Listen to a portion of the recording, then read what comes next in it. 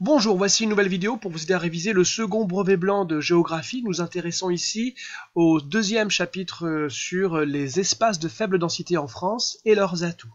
Tout d'abord, qu'est-ce qu'un espace de faible densité? Les géographes ont fixé le seuil de moins de 30 habitants par kilomètre carré. Pour vous donner une comparaison, Le Havre c'est en moyenne 4000 habitants par kilomètre carré, Paris 20 000 habitants par kilomètre carré. S'il y a une faible densité de population, en général c'est qu'il y a une ou plusieurs contraintes, c'est ce qu'on va voir.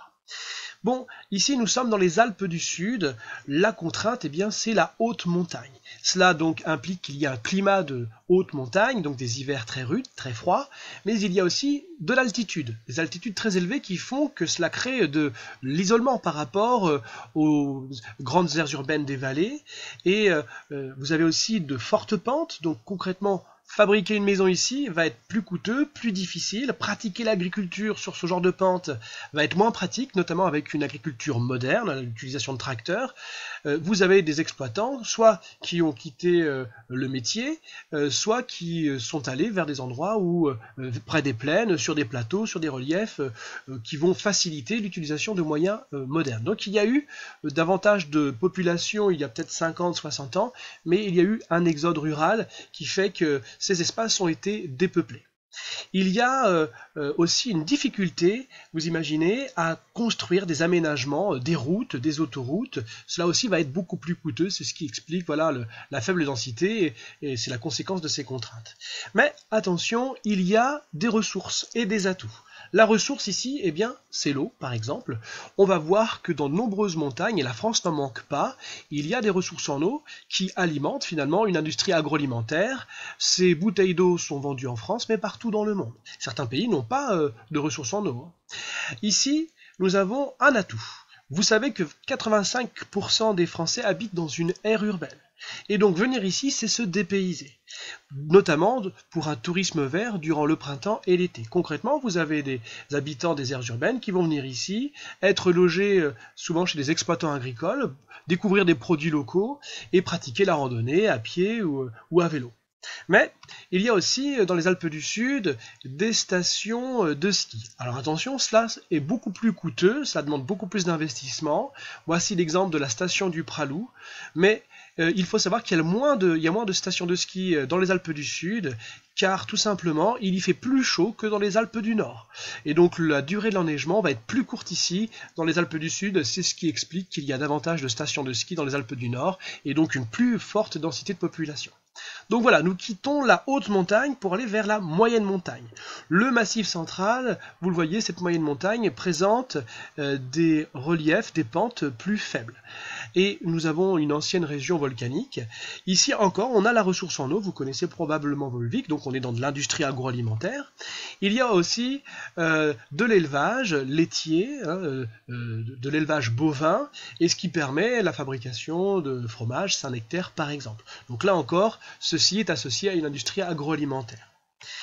La Corse, la montagne corse présente une double contrainte, c'est-à-dire la haute montagne à nouveau, mais aussi l'insularité. La Corse est une île et donc le coût de la vie y est supérieur qu'à Marseille, qu'à Nice par exemple.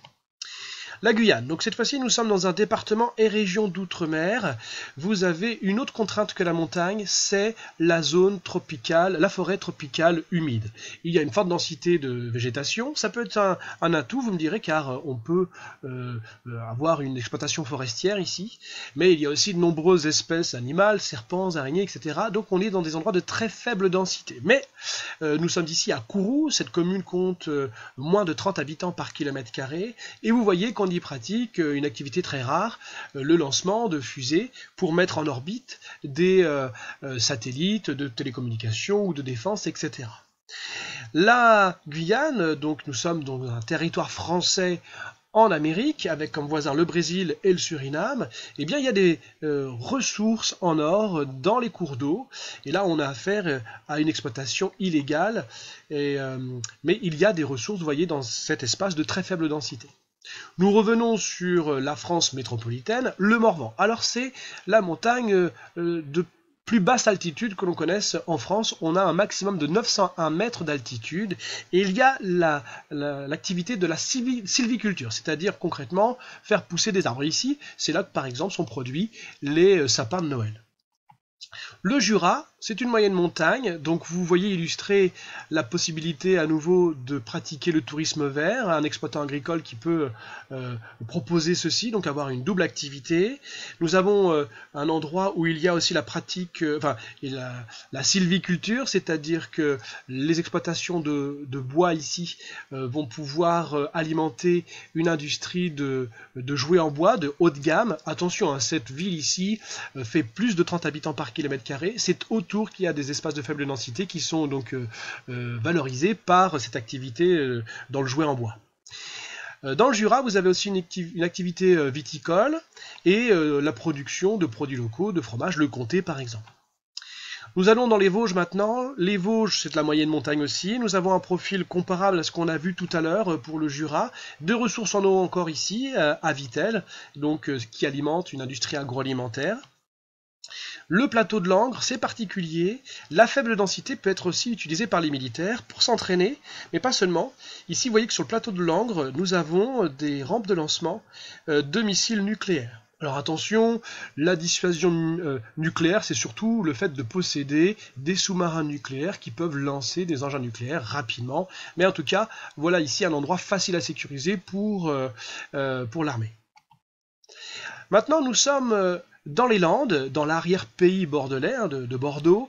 Vous avez affaire à des exploitations privées ici. Nous étions dans une ancienne zone humide qui a été asséchée, assainie par la plantation de pins parasols et ces pins de pins maritimes, pardon. Et ces pins maritimes sont utilisés pour faire du papier, pour éventuellement créer des allumettes, etc. Donc dans les Landes, on a une utilisation à but commercial de cet espace de faible densité.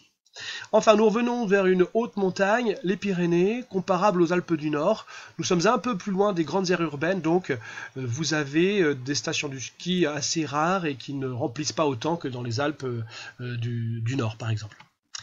Bien, maintenant, la localisation de ces différents paysages. Les Alpes du Sud, ici, le Massif central, la Corse, donc la montagne à l'intérieur de la Corse, une région, département région d'outre-mer, la Guyane, le Morvan ici, le Jura, les Vosges, le plateau de Langres, attention, il a été placé un peu plus au nord, il faudrait le rapprocher du Morvan, la forêt des Landes, les Pyrénées. Vous remarquerez que cette carte est un peu inversée par rapport à ce qu'on voit d'habitude. Il est utilisé, vous voyez, le vert, une couleur froide pour en général montrer qu'il y a peu d'activité ou une faible densité de population. Mais c'est ce qu'on va ressortir sur cette carte. Sur cette carte ressortent les espaces qui nous ont intéressés ici de moins de 30 habitants par kilomètre carré. Et si vous remarquez, dans cette zone-là française ou entourée par ces tirets rouges, eh bien il y a une diagonale où il y a particulièrement peu d'habitants, c'est ce qu'on appelle la diagonale du vide. Enfin pour terminer, je crois que vous l'aurez compris, souvent les espaces de faible densité sont des espaces montagneux, la plupart, mais on a vu d'autres situations, les îles et aussi la forêt dense tropicale. Voilà, bon courage pour vos révisions.